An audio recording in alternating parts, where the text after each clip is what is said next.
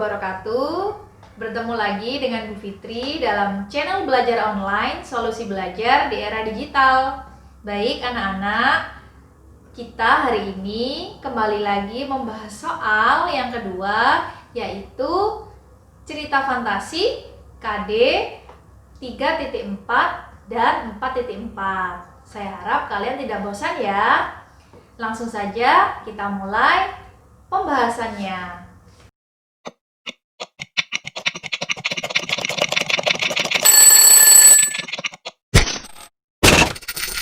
Baik anak-anak, kita mulai pembahasan soal cerita fantasi kompetensi dasar 3.4 dan 4.4.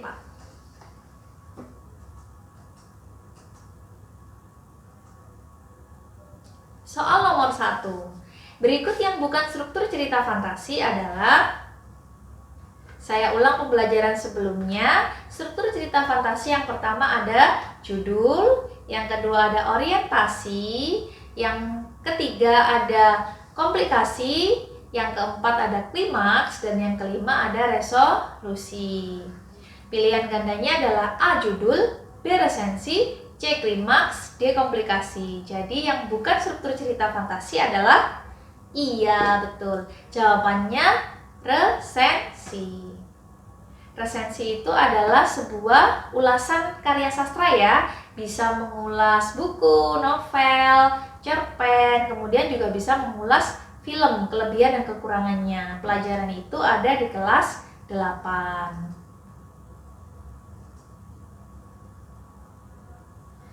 Nomor 2, soal nomor 2, bacalah kutipan cerita fantasi berikut. Kutipan artinya tidak semua cerita saya masukkan ya dalam soal. Ini saya tandai, titik-titik artinya ceritanya ada yang hilang. Ketika Sila sedang menulis, tiba-tiba cahaya datang menerangi ruangan kamarnya. Sila juga mendengar suara, "Jangan menulis di buku itu." Suara aneh yang menyeramkan terdengar. Sila sangat terkejut dan ketakutan mendengarnya. Struktur yang paling tepat untuk kutipan cerita fantasi berikut atau tersebut adalah A. Orientasi, B. Komplikasi, C. Klimaks, D. Resolusi. Struktur yang paling tepat untuk kutipan cerita fantasi tersebut. Ketika Sila sedang menulis, tiba-tiba cahaya datang menerangi ruangan kamarnya. Sila juga mendengar suara, "Jangan menulis di buku itu." Suara aneh yang menyeramkan terdengar. Sila sangat terkejut dan ketakutan mendengarnya. Itu sudah ada masalah di situ ya, sudah ada masalah. Sudah ada puncaknya. Puncaknya apa? Ya Sila ketakutan mendengar ada suara yang aneh dan cahaya dari kamarnya. Berarti ini bisa dimasukkan dalam struktur puncak masalah. Atau nama lainnya adalah, iya betul, namanya adalah klimaks. Jadi jawabannya yang C. Soal nomor 3. Bagian struktur komplikasi pada teks cerita fantasi berikut menjelaskan. Ini ya teksnya. Saya yakin sudah kalian baca. A. Sila mengajak Aisyah ke toko antik sepulang sekolah. B. Sila tidak pernah curhat kepada siapapun, bahkan kepada Aisyah. C. Setibanya di rumah, Sila segera menulis curahan hatinya pada buku diari yang baru dibelinya. D. Ketika Sila sedang menulis, tiba-tiba cahaya datang menerangi kamarnya dan Sila mendengar suara aneh. Bagian struktur komplikasi. Ya, komplikasinya apa? Sila mengajak Aisyah ke toko buku antik, bukan. Ini bisa dimasukkan dalam orientasi, pengenalan cerita. Sila tidak pernah curhat kepada siapapun, bahkan kepada Aisyah, bukan. Ini bisa dimasukkan masih dalam setengah orientasi ya, masih orientasi di awal-awal.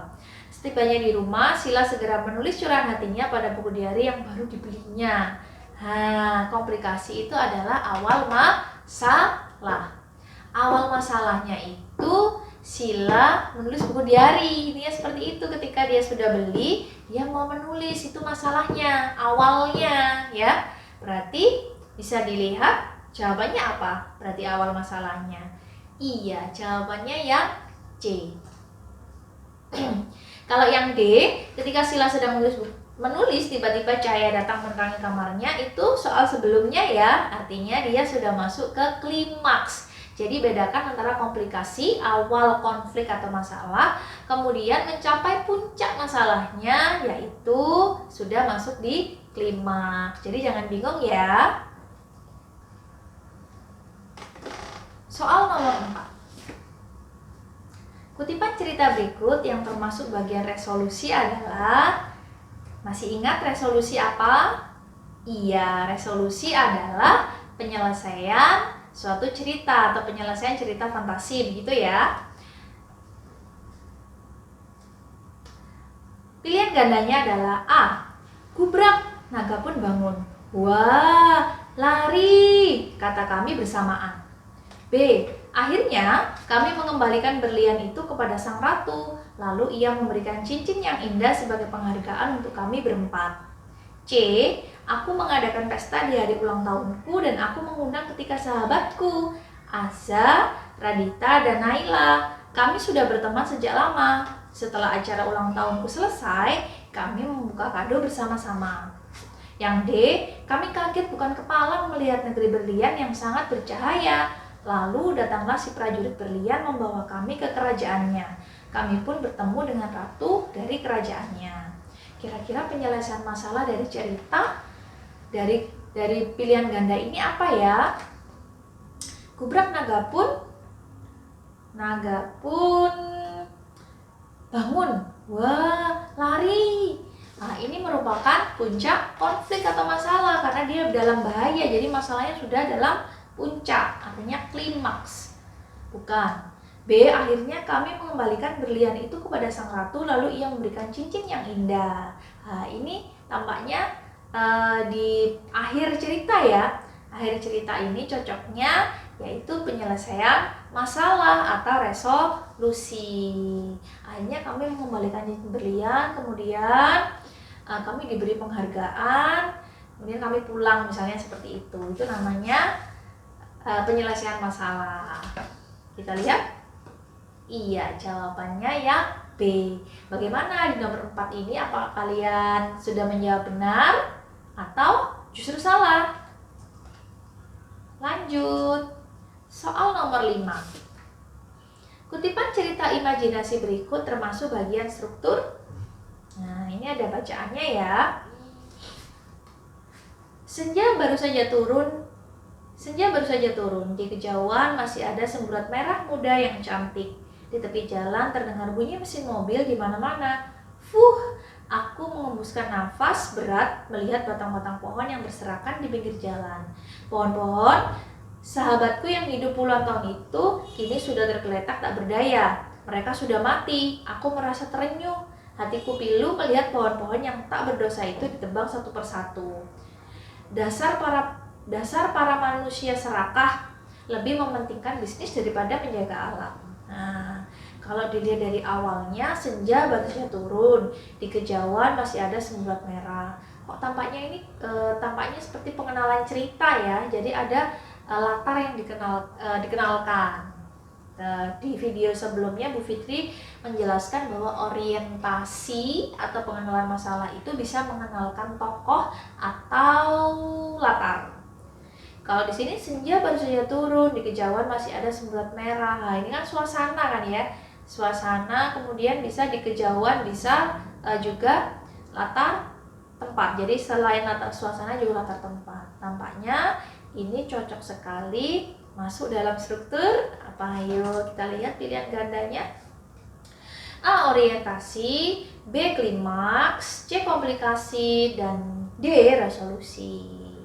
Apa tadi awal pengenalan masalah atau awal pengenalan cerita adalah orientasi. Kita lihat jawabannya. Iya, orientasi. Soal nomor 6. Penggunaan kata sifat pada kutipan cerita fantasi berikut adalah kata sifat ya, sudah sering ya. Pasti sudah paham. Kutipan ceritanya kardus pendamai hati. Saya yakin kalian sudah membacanya, gitu ya. Pilihan gandanya kata sifat. A. Ceria dan sendu, B. Ceria dan sekolah, C. Levi dan sekolah, D. Gurau dan teman. Kita lihat, dilihat dari, sebenarnya kalian harus membacanya ya, kalian harus membacanya dulu ceritanya sampai habis di soal, kemudian kalian baru membaca pilihan gandanya. Tapi kalau dilihat dari pilihan gandanya kalian sudah bisa menentukan penggunaan kata sifat, kalian tidak membaca ini tidak apa-apa, tapi lebih afdolnya ya membaca juga tidak apa-apa. Kita lihat ceria dan sendu. Kata ceria dan sendu termasuk kata sifat, betul. Kita lihat lagi tapi yang lain. Ceria dan sekolah. Cerianya iya kata sifat. Sekolahnya bukan. Sekolah itu adalah kata benda. Kemudian C. Levi, nama orang itu bisa dikategorikan juga dalam kata benda. Orang itu juga benda kan soalnya. Sekolah juga kata benda. Yang D. Gurau. Gurau itu memang sifat, boleh dimasukkan sifat. Dan teman. Teman itu kata benda. Jadi yang sama-sama kata sifat adalah yang A. Betul, jawabannya yang A. Ayo, siapa yang betul, siapa yang salah? Lanjut. Soal nomor 7. Kutipan cerita fantasi berikut menggunakan kata keterangan yang tidak tepat adalah, bacaannya sama ya. Pilihan gandanya adalah keterangan waktu. Pagi ini Levi pergi ke sekolah. Keterangan waktu pagi ini, betul ya. B. Keterangan tempat di depan gerbang sekolah. Betul, ada ke, ada dari, jelas itu keterangan tempat. C. Keterangan suasana. Air mukanya tiba-tiba berubah menjadi sendu. Air muka itu maksudnya ekspresi ya, ekspresi wajahnya. Suasana, iya betul. Karena wajah bisa menunjukkan suasana hati, seperti itu ya. Yang D. Keterangan waktu. Pierre datang terlambat dan tidak mengerjakan PR. Keterangan waktu, kapan waktunya? Kan nggak ada. Justru kalimat ini, Pierre datang terlambat dan tidak mengerjakan PR, itu hanya sebuah kalimat informasi atau berita. Jadi justru yang D tidak tepat. Iya, benar. Jawabannya yang D. Soal nomor 8. Ada beberapa tahap dalam menulis cerita fantasi. Tahap-tahap tersebut adalah, saya yakin apabila kalian sudah melihat video Bu Fitri dari awal sampai akhir, maka kalian akan menemukan penjelasan tentang tahap-tahap menulis cerita fantasi. Karena bagian penjelasan Bu Fitri tentang tahap-tahap menulis cerita fantasi ada di bagian akhir ya. Pilihan gandanya adalah A. Persiapan, pelaksanaan, dan penutup. Yang B. Persiapan, pelaksanaan, dan penyuntingan. Yang C. Persiapan, penyuntingan, dan penerbitan. Yang D. Persiapan, penyuntingan, dan pelaksanaan. Bagaimana? Kalian sudah tahu jawabannya? Iya, betul. Jawabannya yang B. Ada tahap persiapan, ada tahap pelaksanaan, dan ada tahap penyuntingan. Bagaimana? Jawaban kalian sudah betul atau masih salah? Soal nomor 9. Hal yang dilakukan dalam tahap persiapan menulis cerita fantasi adalah tahap persiapan. A. Menentukan tema, tokoh, amanat, membuat kerangka. B. Mengembangkan imajinasi dengan mengamati lingkungan. C. Menggali informasi sebanyak mungkin untuk mengembangkan cerita. D. Mengedit ketepatan struktur dan penggunaan kebahasaan. Menentukan tema, tokoh, amanat, dan membuat kerangka. Kira-kira tahapnya? Iya, tahapnya adalah tahap persiapan. B. Mengembangkan imajinasi dan mengamati lingkungan. Tahap apa namanya? Tahap pelaksanaan. C. Menggali informasi sebanyak mungkin untuk mengembangkan cerita. Sama juga tahap pelaksanaan. D. Mengedit ketepatan struktur dan penggunaan kebahasaan. Itu adalah tahap terakhir, yaitu tahap penyuntingan. Jadi jawabannya adalah yang A. Benar ya jawabannya, semoga benar semua. Soal terakhir nomor 10. Tahap penyuntingan dalam menulis cerita fantasi terdapat penyuntingan penggunaan bahasa. Penggunaan bahasa yang tidak perlu disunting adalah tidak perlu ya. Pilihan gandanya adalah A. Penulisan ejaan, B. Penulisan tanda baca, C. Ketepatan penulisan kata, D. Keindahan tulisan pengarang. Tadi dalam tahap penyuntingan di videonya Bu Fitri ada penulisan ejaan. Dalam penggunaan bahasa ya, mengeditnya atau menyuntingnya ada penulisan ejaan. Kalian bisa lihat di buku Ejaan Bahasa Indonesia. B. Penulisan tanda baca, perlu ada tanda titik, tanda koma, tanda titik dua, tanda kutip, tanda tanya, tanda seru, itu juga perlu diedit atau disunting. Yang C. Ketepatan penulisan kata, katanya harus sambung dengan ceritanya. Katanya tidak boleh ada yang salah hurufnya, tidak boleh ada yang tertukar. Seperti itu ketepatan penulisan kata. Ada dalam penggunaan bahasa, dalam editingnya ada. D. Keindahan tulisan pengarang, tampaknya ini tidak terlalu penting dalam tahap penyuntingan. Jadi yang terlihat jawabannya salah, jelas yang D, karena keindahan tulisan pengarang tidak menjadi tahapan dalam tahap penyuntingan seperti itu. Baik anak-anak, soal nomor 1 sampai nomor 10 dalam kompetensi dasar 3.4 dan 4.4 dalam cerita fantasi sudah Bu Fitri bahas. Semoga bermanfaat, semoga hasil penilaian harian kalian dalam bab cerita fantasi bisa maksimal. Terima kasih.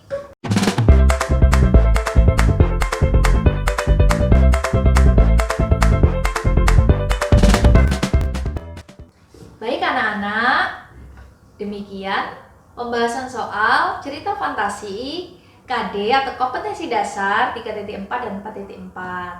Saya harap kalian juga melihat video pembahasan sebelumnya, yaitu pembahasan soal cerita fantasi KD 3.3 dan 4.3. Kalian pelajari dua-duanya videonya, kemudian kalian boleh mencatatnya di buku, atau kalian cukup melihat video ini berulang, dan apabila tidak jelas, kalian bisa bertanya di media Zoom atau WhatsApp. Saya berharap semoga ulangan harian kalian atau penilaian harian kalian bisa maksimal dan mendapatkan nilai yang bagus atau maksimal. Baik, terima kasih. Semoga video ini bermanfaat. Saya akhiri. Wassalamualaikum warahmatullahi wabarakatuh.